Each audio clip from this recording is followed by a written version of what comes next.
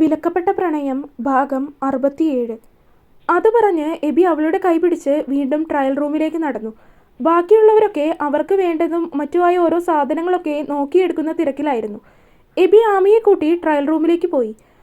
Trial റൂമിൽ കയറി കഴിഞ്ഞപ്പോഴാണ് അവൻ എടുത്തിരിക്കുന്ന ഡ്രസ്സൊക്കെ നോക്കിയപ്പോൾ ആമിയുടെ കണ്ണ് തള്ളിപ്പോയി. ഇതുവരെ ഇങ്ങനെയുള്ള ഡ്രസ്സൊന്നും താൻ ഇതുവരെ ഇട്ടിട്ട് കൂടിയില്ല. സ്ലീവ്ലെസ് ആയിട്ടുള്ളതും നൂഡിൽ സ്ട്രാപ്പ് ഉള്ളതും ഒക്കെ, പിന്നെ കുറേ കുട്ടി ടോപ്പുകളും. ആമി തലയിൽ കൈവച്ചു പോയി. അകത്തേക്ക് കയറിയതുപോലെ തന്നെ അതുമായിട്ട് അവൾ തിരിച്ചിറങ്ങി. ഇതൊന്നും ഇട്ടില്ലേ? അകത്തേക്ക് കയറിപ്പോയ അതേ രീതിയിൽ തന്നെ തിരികെ ഇറങ്ങി വരുന്ന അവളെ കണ്ടതും അവളുടെ കയ്യിലിരിക്കുന്ന ഡ്രസ്സിലേക്കും അവളെയും മാറി മാറി നോക്കിക്കൊണ്ട് അവൻ ചോദിച്ചു, ഞാൻ ഇങ്ങനത്തെ ഡ്രസ്സൊന്നും ഇടാറില്ല. അതുകൊണ്ടല്ലേ ഇതൊക്കെ ഞാൻ എടുത്തത്. ഞാൻ ഇതുവരെ നീ ഇങ്ങനത്തെ ഡ്രസ്സൊന്നും ഇട്ട് കണ്ടിട്ടില്ല. ജസ്റ്റ് ഒന്ന് ട്രൈ ചെയ്ത് നോക്ക്. ഇഷ്ടമായില്ലെങ്കിൽ നമുക്ക് മാറ്റിയെടുക്കാം. എബി വീണ്ടും പറഞ്ഞതും ആമി വീണ്ടും അവനെ ദയനീയമായിട്ടൊന്ന് നോക്കി. എൻ്റെ കൊച്ച്, ആദ്യം ഇതൊന്ന് ഇട്ട് നോക്ക്, ചെല്ല്. എബി അവളെ അനുനയിപ്പിച്ചുകൊണ്ട് വീണ്ടും ട്രയൽ റൂമിലേക്ക് പറഞ്ഞു വിട്ടു. ആമി ആദ്യം ഒരെണ്ണം ഇട്ട് നോക്കി. കാണുമ്പോൾ ഒരു അപാകത തോന്നുമെങ്കിലും ഇട്ട് കഴിഞ്ഞപ്പോൾ നല്ല ഭംഗിയുണ്ടെന്ന് തോന്നി ആമിക്ക്. എങ്കിലും ഇതുവരെ ഇങ്ങനത്തെ ഡ്രസ്സൊന്നും ഇടാതിരിക്കുന്നത് കൊണ്ടുള്ള ഒരു ബുദ്ധിമുട്ട് അവൾക്കുണ്ടായിരുന്നു. ആമി അതിൽ ഒരെണ്ണം ഇട്ട് പുറത്തേക്കിറങ്ങി. ഫോണിൽ നിന്ന് മുഖമുയർത്തി നോക്കിയ എബി കാണുന്നത് ആ ഡ്രസ്സൊക്കെ ഇട്ട് നിൽക്കുന്ന ആമിയെയാണ്. അവളെ അങ്ങനെ കണ്ടതും ഒരു നിമിഷം അവൻ അവളെ തന്നെ നോക്കി നിന്ന് പോയി. അവൻ്റെ കണ്ണുകൾ ഒന്ന് തിളങ്ങി, കൃഷ്ണമണി ഒന്ന് വിടർന്നു പോയി. അതുമാത്രം മതിയായിരുന്നു ആമിക്ക്. അവൻ്റെ മുഖഭാവങ്ങളിൽ നിന്ന് തന്നെ അവൻ ഈ വേഷം എത്രമാത്രം ഇഷ്ടപ്പെട്ടു എന്നുള്ളത് അവൾക്ക് മനസ്സിലാക്കാൻ സാധിച്ചിരുന്നു. You look gorgeous. അവൻ്റെ ചുണ്ടുകളിൽ നിന്ന് പതിയെ അങ്ങനെയൊരു വാക്ക് അവൾ കേട്ടിരുന്നു. ഓരോ ഡ്രസ്സും ഇട്ട് നോക്കി അവനോട് അഭിപ്രായം ചോദിച്ചു. കണ്ടപ്പോൾ ഇഷ്ടമായില്ലെങ്കിലും ഇട്ട് കഴിഞ്ഞപ്പോൾ ആമിക്ക് അതെല്ലാം ഇഷ്ടമാവുകയാണ് ചെയ്തത്. മാത്രമല്ല, അവൻ സെലക്ട് ചെയ്ത ഓരോ ഡ്രസ്സും അവൾക്ക് അത്രമാത്രം കൃത്യമായിട്ട് പാകമാകുന്നതും നല്ല രീതിയിൽ ഭംഗിയുള്ളതുമായിരുന്നു. കാഷ്വലായിട്ട് ഇടാനുള്ള ഡ്രസ്സൊക്കെ എടുത്തതിന് ശേഷം പിന്നീട് കല്യാണത്തിനുള്ള സാരിയും മിന്നുകെട്ടിനുള്ള ഗൗണും മന്ത്രകോടിയും എടുക്കാനാണ് പോയത്. ആദ്യം സാരി സെക്ഷനിലേക്ക് കയറി. മന്ത്രകോടി എബി സെലക്ട് ചെയ്യാമെന്ന് മുന്നേ തന്നെ ഫോണിലൂടെ രണ്ടുപേരും തീരുമാനിച്ചതാണ്. കല്യാണത്തിനുള്ള 2 സാരികളും ആമി സെലക്ട് ചെയ്യാമെന്നും. അങ്ങനെ എബി ഒരു സൈഡിൽ മന്ത്രകോടി നോക്കിയപ്പോൾ ആമി മറു സൈഡിൽ കല്യാണത്തിനുള്ള സാരി നോക്കി. അങ്ങനെ ഒരുപാട് നേരം നോക്കി ഒരു കണക്കിന് കല്യാണത്തിനുള്ള സാരി ആമി ഉറപ്പിച്ചു. പക്ഷേ എത്രയൊക്കെ നോക്കിയിട്ടും മനസ്സിനിണങ്ങിയൊരു മന്ത്രകോടി കണ്ടുപിടിക്കാൻ എബിക്കാവുന്നില്ലായിരുന്നു.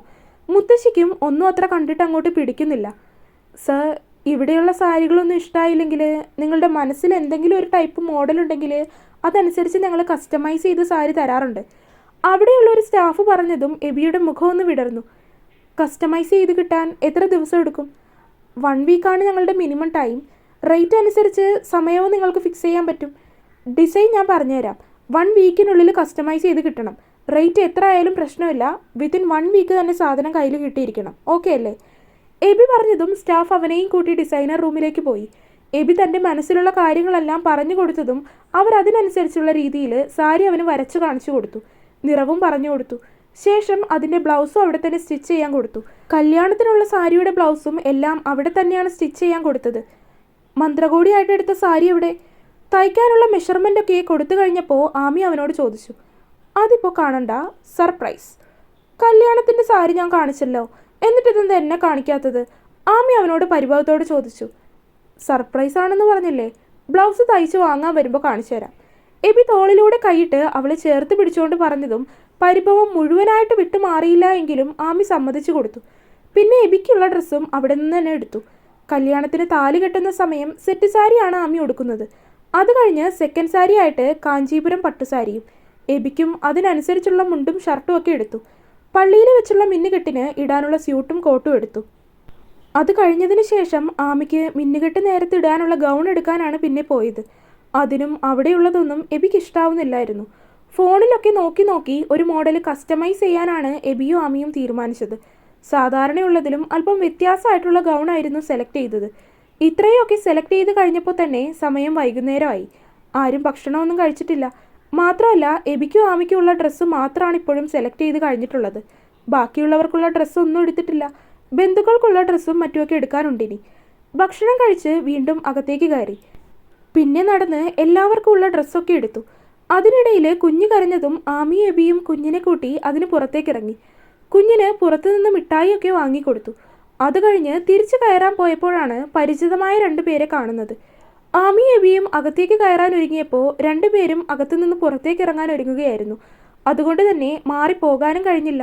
പെട്ടെന്ന് എബിയെയും ആമിയെയും കണ്ടതിൻ്റെ ഒരു ഭാവമാറ്റം അവരുടെ മുഖത്തും ഉണ്ടായിരുന്നു. അവരെ കാണേണ്ടി വന്നല്ലോ എന്ന ഭാവമായിരുന്നു എബിയുടെയും ആമിയുടെയും മുഖത്ത്. കല്യാണത്തിൻ്റെ ഷോപ്പിംഗ് ആണോ? അവരെ കണ്ടപ്പോൾ തന്നെ ജസ്റ്റിനും അനുവും അവരുടെ അടുത്തേക്ക് വന്നു. ജസ്റ്റിനാണത് ചോദിച്ചത്. അതെ, ഒറ്റവാക്കിൽ എബി മറുപടിയും ഒതുക്കി തീർത്തു. അമ്മാമ്മ വിളിച്ച് പറഞ്ഞിരുന്നു. അനു പറഞ്ഞതും എബി അതിനൊന്നും മൂളി. ഈ കുട്ടി? ഇത് ശിവയുടെ ഏട്ടൻ്റെ കുട്ടിയാണ്. സംസാരിച്ച് നിൽക്കാൻ നേരമില്ല, പോട്ടെ, അല്പം തിരക്കുണ്ട്. അത് പറഞ്ഞ് പിന്നീട് ഒരു സംസാരത്തിന് നിൽക്കാതെ എബിയും ആമിയും അകത്തേക്ക് നടന്നു. അവരങ്ങനെ പോകുന്നത് കണ്ടതും ജസ്റ്റിൻ അനുവിനെ ഒന്ന് ദേഷ്യത്തിൽ നോക്കി. പക്ഷേ അതിൽ തനിക്കും പങ്കുള്ളത് കൊണ്ട് പിന്നെ ഒന്നും പറയാൻ പോയില്ല. അവർ പോകുന്നത് നോക്കി ഒന്ന് നിശ്വസിച്ചുകൊണ്ട് രണ്ടുപേരും പുറത്തേക്ക് നടന്നു. ആമിയും എബിയും കുഞ്ഞുമായിട്ട് തിരികെ എത്തുമ്പോഴേക്കും എല്ലാവരും ഡ്രസ്സൊക്കെ എടുത്ത് കഴിഞ്ഞിരുന്നു. ക്യാഷ് ഞാൻ കൊടുക്കാം. പേയ്മെൻറ്റ് ചെയ്യാൻ എബി കാർഡ് എടുത്തപ്പോൾ തന്നെ അതിനെ തടഞ്ഞുകൊണ്ട് ആമി പറഞ്ഞു. പക്ഷേ അതിനു മുന്നേ തന്നെ എബി അവർക്ക് നേരെ കാർഡ് നീട്ടിയിരുന്നു. ഇത് മാത്രമല്ലല്ലോ ചിലവ്, നമുക്കിനിയും ഒരുപാട് ചിലവുകളുണ്ടല്ലോ, അപ്പോൾ നമുക്ക് നോക്കാം. എബി അവൾ പറഞ്ഞത് സമ്മതിക്കാതെ അവൻ തന്നെ പേയ്മെൻറ്റ് ചെയ്തതിലുള്ള പരിഭവം അവളുടെ മുഖത്തുണ്ടായിരുന്നു. പരിഭവത്തോടെ വീർത്തിരിക്കുന്ന അവളുടെ മുഖത്ത് ഒരു കുത്തു കൊടുത്തുകൊണ്ടാണ് അവൻ പറഞ്ഞത്. അതിനുശേഷം അവിടെ നിന്നിറങ്ങി നേരെ അടുത്തുള്ള ജോസ്കോയിലേക്ക് കയറി. ഏതൊക്കെ തരത്തിലുള്ള ആഭരണങ്ങൾ എടുക്കണമെന്നും മറ്റുമൊക്കെ ആമിക്ക് നല്ല ധാരണയുണ്ടായിരുന്നു. കല്യാണത്തിനിടാനുള്ള പേരെഴുതിയ സ്വർണ്ണമോതിരവും താലിയും മിന്നു കെട്ടുമ്പോഴുള്ള മാലയും മിന്നും ഒക്കെ എബി വാങ്ങുമെന്നുള്ളത് നേരത്തെ തന്നെ പറഞ്ഞ് തീരുമാനിച്ചിട്ടുള്ളതായിരുന്നു. അതുകൊണ്ട് തന്നെ ആ കാര്യത്തിനൊന്നും അവിടെ കൂടുതൽ വാക്കുതർക്കത്തിന് നിൽക്കാൻ പോയില്ല. ആമി തൻ്റെ കയ്യിലുണ്ടായിരുന്ന എല്ലാ പഴയ ആഭരണങ്ങളും കൊടുത്ത് പുതിയ ആഭരണങ്ങളെല്ലാം വാങ്ങി. അതും കാഷ്വലായിട്ട് എപ്പോഴും ഇടാൻ പറ്റുന്ന രീതിയിലുള്ള ആഭരണങ്ങളാണ് എടുത്തത്. ചെറിയ മാലകളും കുഞ്ഞു നെക്ലേസുകളും ബ്രേസ്ലെറ്റ്, ചെറിയ വള, കൊലുസ്, മോതിരം, കമ്മലുകൾ, അങ്ങനെ എപ്പോഴും മാറ്റി മാറ്റി ഇടാൻ തരത്തിലുള്ള കാഷ്വലായിട്ട് ഉപയോഗിക്കുന്ന കുറച്ച് ആഭരണങ്ങൾ. അല്ലാതെ ഒത്തിരി ആർഭാടം കാണിക്കുന്ന രീതിയിലുള്ള ആഭരണങ്ങളൊന്നും അവൾ എടുത്തിട്ടില്ലായിരുന്നു. എല്ലാം കഴിഞ്ഞ് പേരെഴുതി മോതിരം വാങ്ങാമെന്ന് കരുതിയപ്പോഴാണ് അവിടെ ഫിംഗർ പ്രിൻ്റ് വെച്ചിട്ട് എൻഗേജ്മെൻറ്റ് റിങ് ചെയ്യുന്നുണ്ട് എന്ന് പറഞ്ഞത്. അത് കേട്ടപ്പോൾ രണ്ടുപേർക്കും ഒരു കൗതുകം തോന്നി. കണ്ടപ്പോൾ ഇഷ്ടാവുകയും ചെയ്തു. അതുകൊണ്ട് കൂടുതലൊന്നും നോക്കിയില്ല. പേരിൻ്റെ കൂടെ ഫിംഗർ പ്രിൻ്റ് കൂടി അങ്ങോട്ട് കൂട്ടിച്ചേർത്തു. ബാക്കിയുള്ള എല്ലാ ആഭരണങ്ങളും എടുത്തു. മോതിരം 5 ദിവസത്തിന് ശേഷം കിട്ടുള്ളൂ എന്നാണ് പറഞ്ഞിരിക്കുന്നത്. അത് ഋഷി വന്ന് വാങ്ങിക്കോളാം എന്ന് പറഞ്ഞിട്ടുണ്ട്. അങ്ങനെ അന്നത്തെ ദിവസം രാത്രി ആയപ്പോഴാണ് ജ്വല്ലറിയിൽ നിന്ന് ഇറങ്ങിയത്. എല്ലാവരും അപ്പോഴേക്കും തന്നെ നന്നേ ക്ഷീണിച്ചു പോയിരുന്നു. ലതാമ്മയും മുത്തശ്ശിയൊക്കെ ക്ഷീണിച്ച് ഒരു വശത്ത് ഇരിപ്പായി തുടങ്ങി.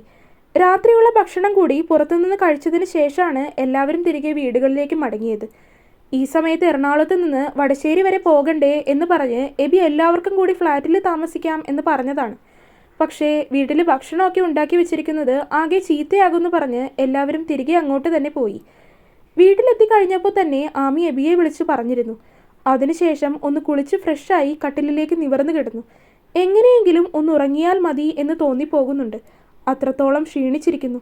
ഡ്രസ്സ് എടുക്കാനാണ് ഏറ്റവും കൂടുതൽ സമയം ചെലവായത്. ഇതൊന്നും വിചാരിക്കുന്ന പോലെ അത്ര എളുപ്പമല്ല എന്ന് ആമിക്ക് മനസ്സിലായിരുന്നു. കട്ടിലിലേക്ക് കിടന്ന് കണ്ണടഞ്ഞു പോകാൻ തുടങ്ങുന്ന അതേ സമയത്ത് അവളുടെ ഫോണിലേക്ക് എബിയുടെ കോള് വന്നിരുന്നു. കുറച്ചു നേരമായിട്ടും ഫോൺ വിളിക്കാതിരിക്കുന്നത് കണ്ടപ്പോൾ എബി ഉറങ്ങിപ്പോയിട്ടുണ്ടെന്നാണ് ആമി കരുതിയത്. അതുകൊണ്ടാണ് അവനെ ശല്യം ചെയ്യേണ്ടെന്ന് കരുതി അങ്ങോട്ടും വിളിക്കാതിരുന്നത്. സ്ക്രീനിൽ അവൻ്റെ പേരും ഫോട്ടോയും തെളിഞ്ഞു വന്നതും ഉറക്കമൊക്കെ എങ്ങോട്ടോ പോയതുപോലെയായിരുന്നു ആമി ഫോൺ എടുത്തത്. ഉറങ്ങാൻ കിടന്നോ? എബി ചോദിച്ചതും ആമി ഒന്ന് മൂളി. ഉറക്കം വരുന്നുണ്ടെങ്കിൽ കിടന്നോ, ഞാൻ പിന്നെ വിളിക്കാം. വേണ്ട, വെക്കണ്ട. പെട്ടെന്ന് അവൾ പോലും അറിയാതെ പറഞ്ഞു പോയി. മറുവശത്ത് നിന്ന് അവൻ്റെ കളിയാക്കിയ രീതിയിലുള്ള ചിരി കേട്ടപ്പോഴാണ് താൻ പറഞ്ഞത് അവൾ ഓർത്തു പോയത്. ചമ്മിയ ചിരിയോടെ ആമി നാക്ക് കടിച്ചു. എൻ്റെ കൊച്ചിന് ഇന്നെടുത്ത ഡ്രസ്സൊക്കെ ഇഷ്ടമായോ? ഇഷ്ടമായി. ഞാനിന്ന് എന്തൊക്കെ പ്ലാൻ ചെയ്തിരുന്നാണെന്നറിയാവോ? എന്തൊക്കെ പ്ലാൻ? ടു ബി ഫ്രാങ്ക്, ഇന്ന് ഞാൻ കരുതിയത് ഈ ഡ്രസ്സ് എടുക്കുന്നതും ഓർണമെൻറ്റ്സ് എടുക്കുന്നതും ഒക്കെ ഒരു ഉച്ചയാകുമ്പോഴേക്കും നമുക്ക് തീർക്കാൻ പറ്റുമെന്നാണ്. അത് കഴിഞ്ഞുള്ള സമയത്ത് നമുക്ക് രണ്ടുപേർക്കും കൂടി എങ്ങോട്ടെങ്കിലും കറങ്ങാൻ പോകാം എന്നൊക്കെ ഞാൻ വിചാരിച്ചിരുന്നു. പക്ഷെ ഭാഗ്യം കൊണ്ട് ഒന്നും നടന്നില്ല. എബി പറയുന്നത് കേട്ടതും ആമി പൊട്ടിച്ചിരിച്ചു. ചിരിക്കല്ലേ മോളെ, ഇച്ചായൻ ഇപ്പോൾ തന്നെ അവിടെ എത്തും. അല്ലെങ്കിൽ തന്നെ ഒറ്റയ്ക്ക് സംസാരിക്കാൻ പറ്റാത്തതിൻ്റെ ഒരു വിഷമത്തിലിരിക്കുവാണ് ഞാൻ. അതിൻ്റെ ഇടയ്ക്ക് എന്നെ കൊച്ചു ചിരിച്ചു മയക്കല്ലേ. എബി പറഞ്ഞതും ആമി ഒന്നും പറയാൻ പറ്റാത്തൊരവസ്ഥയിലായിപ്പോയി. ഇങ്ങനെയൊക്കെ സംസാരിക്കുന്നത് ഇതാദ്യമാണ്. പണ്ടത്തെ എബി എല്ലാ കാര്യങ്ങളും തുറന്നു പറയുമായിരുന്നുവെങ്കിലും ഇങ്ങനെയുള്ള വേഷം കെട്ടൊന്നുമില്ലായിരുന്നു. എപ്പോഴും ഒരു സേഫ് സോണിൽ നിന്നുള്ള സംസാരിക്കലാണ്. പറയുന്നതിനൊക്കെ ഒരു ബഹുമാനം ഉണ്ടാകും. ഇപ്പോഴും ബഹുമാനത്തോടെ തന്നെയാണ് സംസാരിക്കുന്നത്. പക്ഷേ പറയുന്നത് കേൾക്കുമ്പോൾ എന്തൊക്കെയോ തോന്നിപ്പോകുന്നു തനിക്ക്. നാണമോ വെപ്രാളമോ പരവേശമോ അങ്ങനെ എന്തൊക്കെയോ. ശിവ, എനിക്കൊരു ഉമ്മ തരുമോ? പെട്ടെന്ന് അവൻ അങ്ങനെ ചോദിച്ചതും ആമിയൊന്ന് ഞെട്ടി. അല്ലെങ്കിലും പ്രതീക്ഷിക്കാത്ത നേരത്ത് ഓരോന്ന് ചോദിക്കുക എന്നുള്ളത് അവൻ്റെ ശീലമാണ്. പക്ഷേ ഇതിപ്പോൾ ഒട്ടും പ്രതീക്ഷിക്കാത്ത സമയത്തായിപ്പോയി എന്ന് മാത്രം. ഇപ്പോഴോ? അവളുടെ ശബ്ദം പതിഞ്ഞു പോയി. അയ്യേ, ഇപ്പോഴല്ല. ഫോണിലൂടെയൊക്കെ ഉമ്മ കിട്ടിയിട്ട് എന്തിനാ? നേരിട്ട്. എബി അതൊന്ന് എടുത്തു പറഞ്ഞു. എന്തോ അവൻ അതൊക്കെ പറയുന്നത് കേട്ടപ്പോൾ അവൾക്ക് വല്ലാത്തൊരു നാണം തോന്നി. അവൻ്റെ മുഖവും കള്ളച്ചിരിയും ഒക്കെ മനസ്സിലിങ്ങനെ നിറഞ്ഞു വരുന്നത് പോലെ. ചുവന്നുപോയ മുഖം അവൾ അപ്പാടെ അമർത്തിയൊന്ന് തുടച്ചു. ഒരു ഉമ്മ ചോദിച്ചപ്പോൾ ആൾ പോയോ? കുറച്ച് സമയം കഴിഞ്ഞതും അവൻ്റെ തമാശ കലർത്തിയുള്ള അവളെ കളിയാക്കുന്ന രീതിയിലുള്ള ശബ്ദം. ഇച്ചായ. അവൾ പതിഞ്ഞ ശബ്ദത്തിൽ അവനെ വിളിച്ചു. മറുവശത്ത് അവൻ്റെ ഹൃദയത്തിലൂടെ ഒരമ്പ് കടന്നതുപോലെയാണ് അവന് തോന്നിയത്. നെഞ്ചിലേക്ക് കട്ടിയുള്ള എന്തോ വന്ന് പതിച്ചതുപോലെ. ശ്വാസഗതി ഉയരുന്നു. ശിവ, എനിക്ക് കാണാൻ തോന്നുന്നുണ്ട്. ആമി മറച്ചു വെച്ചില്ല. എന്തുകൊണ്ടോ ഈ നിമിഷം അവനെ കാണാൻ തോന്നിപ്പോകുന്നു.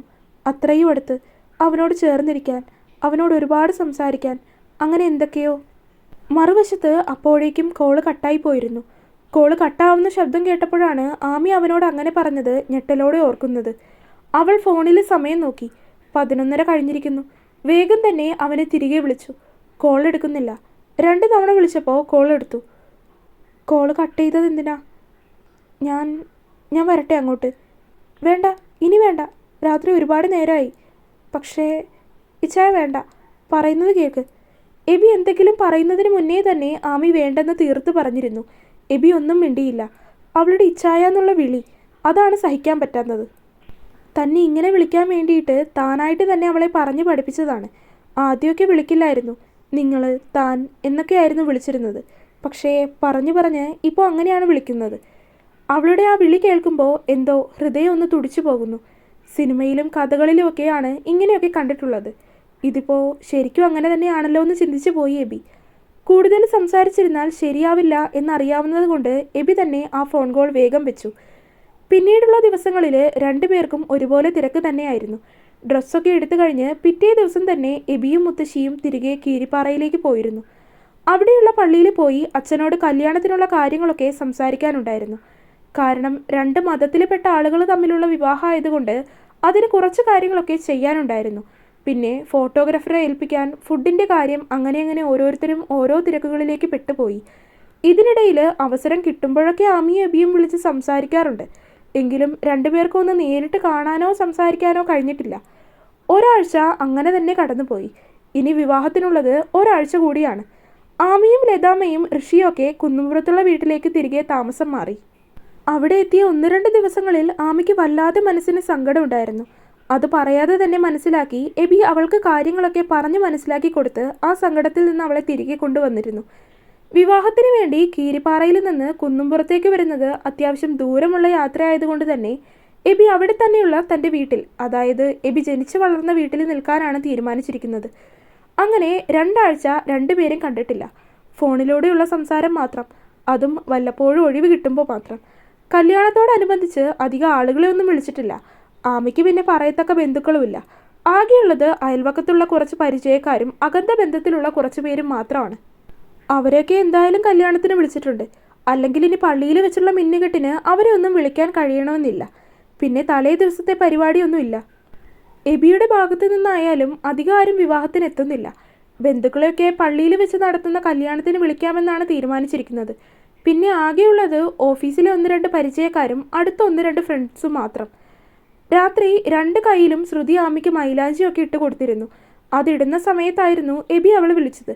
ഫോൺ അരികിലില്ലാത്തത് കൊണ്ട് തന്നെ ഫോൺ എടുക്കാനും പറ്റിയില്ല. പിന്നീട് ഫോണിൽ എബി വിളിക്കുന്നത് ശ്രുതി കണ്ടപ്പോൾ അവളെടുത്ത് ഫോൺ ആമിയുടെ ചെവിയിലേക്ക് ചേർത്ത് വെച്ച് കൊടുത്തു. അപ്പോഴും കൂടുതലൊന്നും സംസാരിക്കാൻ പറ്റിയില്ല. ശ്രുതിയാണ് ഫോൺ പിടിച്ചു തരുന്നതെന്ന് പറഞ്ഞപ്പോൾ അവളെ കൂടുതൽ ബുദ്ധിമുട്ടിക്കാൻ താല്പര്യമില്ലാത്തതുപോലെ എബി വേഗം ഫോൺ വെക്കുകയും ചെയ്തു. മൈലാഞ്ചി ഉണങ്ങുന്ന സമയം കുറച്ചു സമയം കിടന്നാലോ എന്ന് കരുതി ആമി കട്ടിലിലേക്ക് കിടന്നതാണ്. അങ്ങനെ കിടന്ന് അവൾ ഉറങ്ങിപ്പോയിരുന്നു. നാളെ രാവിലെ നേരത്തെ എഴുന്നേൽക്കാനുള്ളത് കൊണ്ടും മൈലാഞ്ചി ഇടുന്നതിനിടയിൽ തന്നെ ലത അവൾക്ക് ഭക്ഷണമൊക്കെ കൊടുത്തു കഴിഞ്ഞിരുന്നു. അതുകൊണ്ട് പിന്നെ അവളെ ആരും വിളിക്കാനും നിന്നില്ല. തുടരും. അപ്പോൾ വീഡിയോ കണ്ടവരെല്ലാവരും വീഡിയോ ലൈക്ക് ചെയ്യുക. നിങ്ങളുടെ അഭിപ്രായങ്ങൾ എന്തായാലും അത് കമൻറ്റായിട്ട് അറിയിക്കുക. ചാനൽ സബ്സ്ക്രൈബ് ചെയ്യാത്തവരാണെങ്കിൽ സബ്സ്ക്രൈബ് ചെയ്യുക. അടുത്ത പാർട്ടായിട്ട് നാളെ വരാട്ടോ. ബൈ.